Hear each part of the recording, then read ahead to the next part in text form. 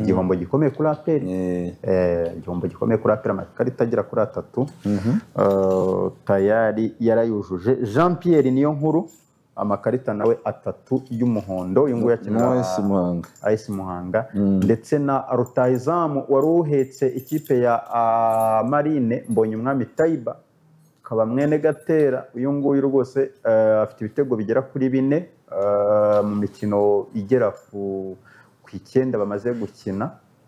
ubwo ntabwo ari bukina uyu munsi wa 10 bakina na Gasogi United hano kuri Kigali Pele Stadium. nabo baramuhombye nabo rwose baramuhombye.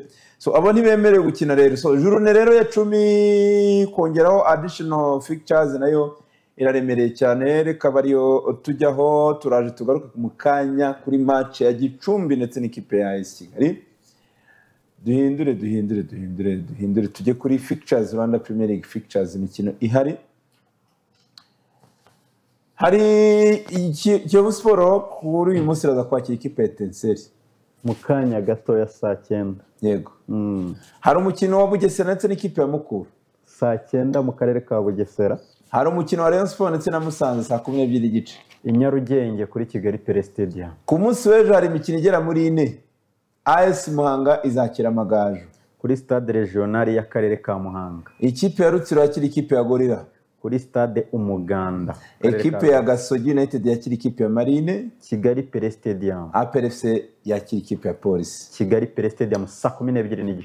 Ku cyumweru Emeleke na AS Kigali ni kuri Kigali Pele Stadium. Abubuke bwa hari Hilal na Mukura Kigali Pele Stadium kuwa mbere saa 12:30. Gatatu Emeleke na Marine Emeleke na Marine kuri Kigali Pele Stadium. Kwa kanari Hilal yakira ikipe ya Bugesera.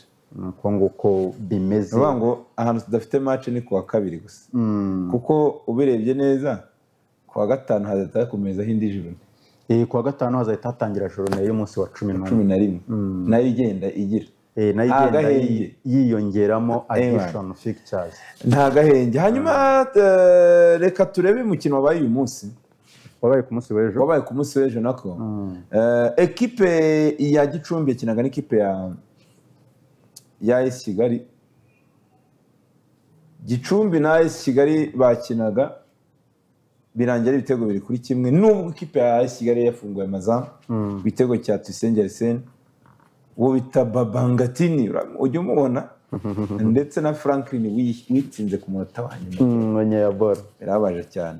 So jya ku mukino turebe jya ku mukino.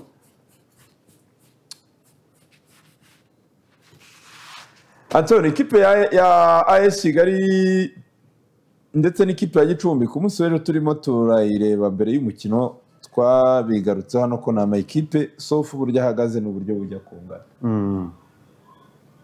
Ama ikipe yarafite amanota yose 5 kuri 15 ndavuga mukino aheruka. Yego.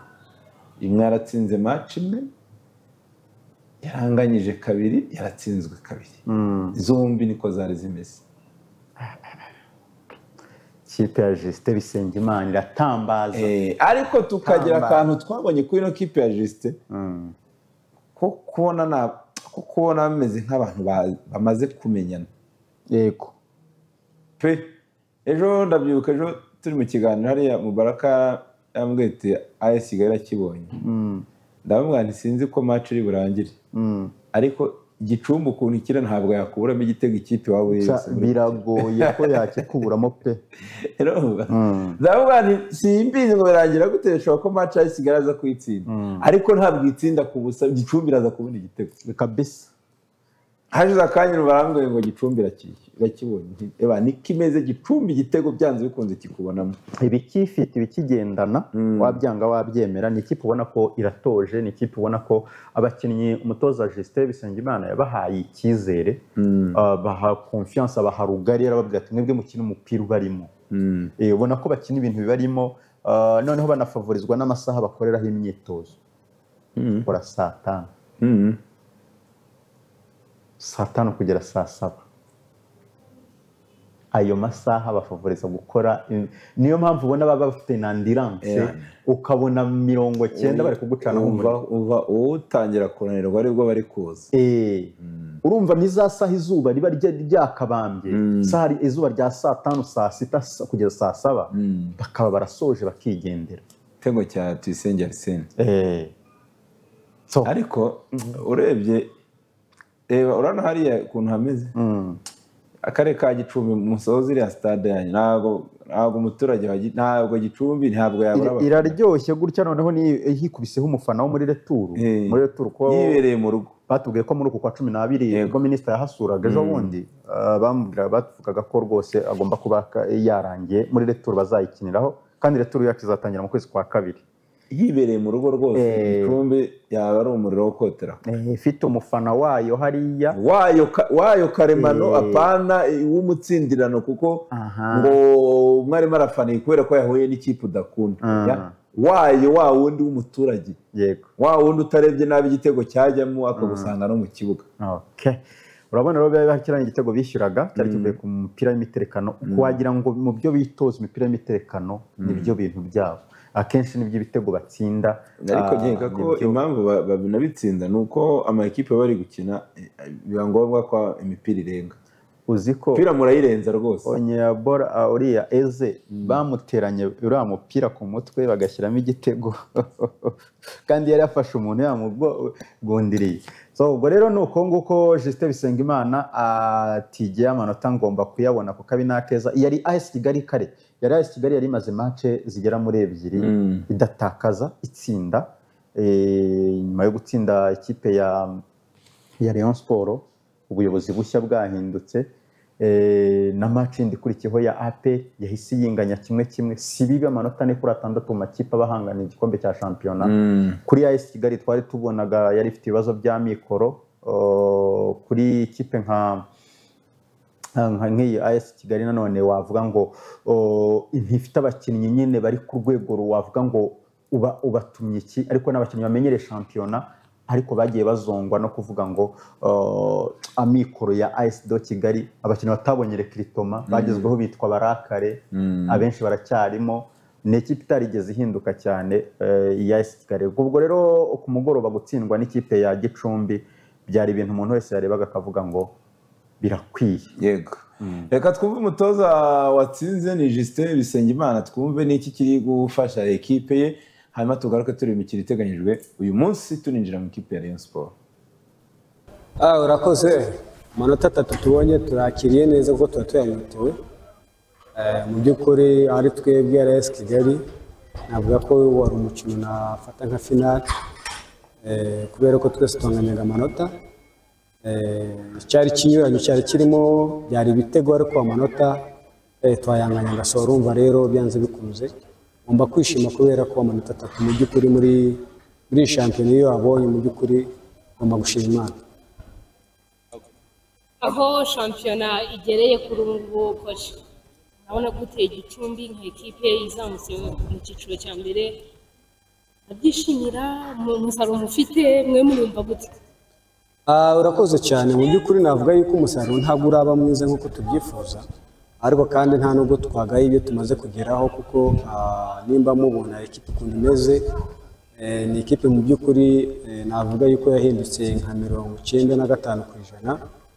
Twagiye dushakisha abakinnyi twatangiye imyitozo dutinze kugira ngo tubashe guhuza abakinnyi dufite ubu ngubu byadusabye igihe kirekire niko navuga kuko uko umunsi uje uko umukino uje tugenda dukorera mu irushanwa ugiye gukorana na analize y'ibitego dutsindwa mu by'ukuri usanga ibitego tugenda dutsindwa ari ibitego bimwe kandi bizera ku minota imwe ariko ntekereza ko niko kazi kacu tugenda dukora umunsi ku wundi kugira ngo tubashe gukina umupira wacu tugume muri identite yacu kuko tubyifuza ko tugomba gukina urakoze cyane mu by'ukuri kwakirira i Kigali mu by'ukuri navuga ko ari imvune kuko mu by'ukuri ntabwo tuba turi imbere y'abakunzi bacu kandi ko mubizi neza murindi w'abafana buriya hari ukuntu ufasha n'abakinnyi iyo niyo mbogamizi navuga dufite ariko ntekereza ko ikibuga cyacu nikiramuka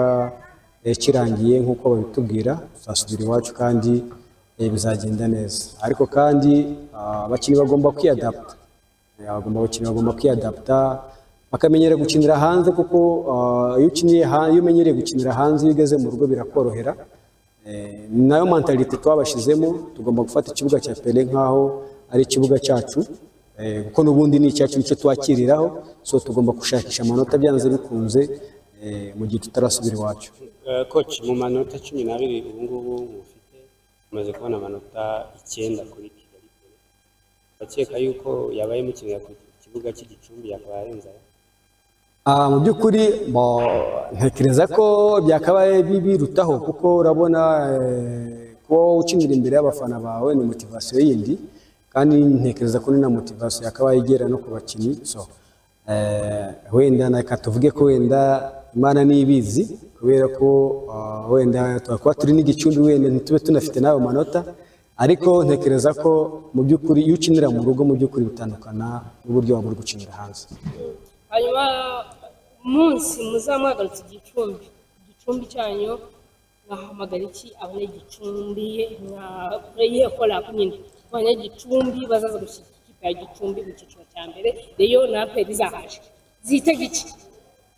Urakoze cyane ntekereza ko uyu mwaka biragoye kereka wenda mu gikombe cy'amahoro kubera ko baradusuye urumva rero nitwebwe tuzabasura ariko n'izindi zose zizaza kudusura bagomba kuza kuko ikipe ni iyabo ni iyacu turayisangiye baze dusangire ibyiza baze dusangire ibibi noneho dushakishe n'ibisubizo wenda byo kugira ngo ikipe ikine neza mu by'ukuri ibyo bariho barakora uyu munsi ntekereza ko ku giti cyanjye nk'umutoza ndabyishimira kuko niyo dutakaje umupira ntabwo tuva mu byacu ntabwo tuva muri identite yacu nabyo nabasabye gutsinda ushobora gutsinda uyu munsi ushobora gutsindwa ushobora kunganya byose birashoboka ariko byibuze iyo ukina ugakina umupira mwiza ukabona ko ibiri gutegura biri imbere yawe bishobora kuzakunda kuko iyo utsindwa ukina mu by'ukuri uba ufite espoir yuko ejo cyangwa ejo bundi ushobora gutsinda ariko iyo utsindwa n'ubundi utari gukina umupira hatari ikintu kiri kugaragara imbere yuko gishobora kuzatanga umusaruro mu by'ukuri nta espoir uba ufite ndishimira yuko byibuze niyo dutsinzwe make hari ikintu umuntu aba yabonye gishobora kuguhereza icyizere cy'imikino yindi iri imbere ariko ntekereza ko uko bwije uko bukeye tugerageza gukosora mu myitozo umunsi ku wundi kugira ngo byibuze n'amakosa tuba tumaze iminsi dukora tubashe kuyagabanya kugira ngo byibuze niba twanabonye n'icyo gitego tubashe kukidefanda neza. Urakoze mu by'ukuri Mukura ni ikipe ikomeye kandi Mukura ni ikipe ikina umupira ntekereza ko twebwe icyo tugomba gukora twebwe ni ukuguma muri identite yacu tugakina umupira mu by'ukuri nuko wenda abantu wenda bo batabyumva batari abanyamupira ariko ubundi football igizwe n'ibintu bitatu habamo gutsinda gutsindwa no kunganya iyo umutoza aje muri gahunda ziwe abakeneye gutsinda match iyo byanze rero urabyakira kugira ngo utegure ibiri imbere yawe so rero icyo ngiye numva ngewe tugiye gutegura paraporo y'uburyo Mukura ikina ndabizi ni ikipe nziza ni match izatugora ndabizi ku kibuga cyabo turagerageza tuganire n'abasore tubaganirize tubereke uburyo Mukura ikina turebe n'uburyo natwe tugomba gukina kugira ngo byibuze tuzavera byibuze dufite amanota 3 byakwanga byibuze tube dufite iminota 1 ariko ntidutakaze match ko nidutakaza match n'ubundi tuzaba turiho turasubira inyuma ariko aho tugeze ubu turifuza yuko byibuze gutakaza match kwacu twabukunganya kugira ngo byibuze tukomeze kwegera imbere. Yes nuko byagenze rero biraranye uko bimeze nyine bwo amanota 3 ikipe ya Gicumbi yo ihita yakenyereraho nta bintu byinshi ubwo Gicumbi amanota 3 ahise ayishyira hehe ayiteretse imbere ahise ashyira ku mwanya wa 9 n'amanota 12 mu gihe ekipe ya AS Kigali mvikana asigaye inyuma n'amanota 9 amakipe menshi ayiri inyuma ataranakina harimo ekipe y'Amagaju harimo ekipe ya Etincelle Eremereke ndetse na Al Hilal birajya haba abanyamugi abanyamugi barasanga habi abanyamugi urumva ko bitabagendekeye neza. Hanyuma reka tujye mu karere ka Bugesera ku mukino uteganyijwe uyu munsi hagati y'ikipe ya Bugesera ndetse n'ikipe ya Mukura Victory Sport, imwe mu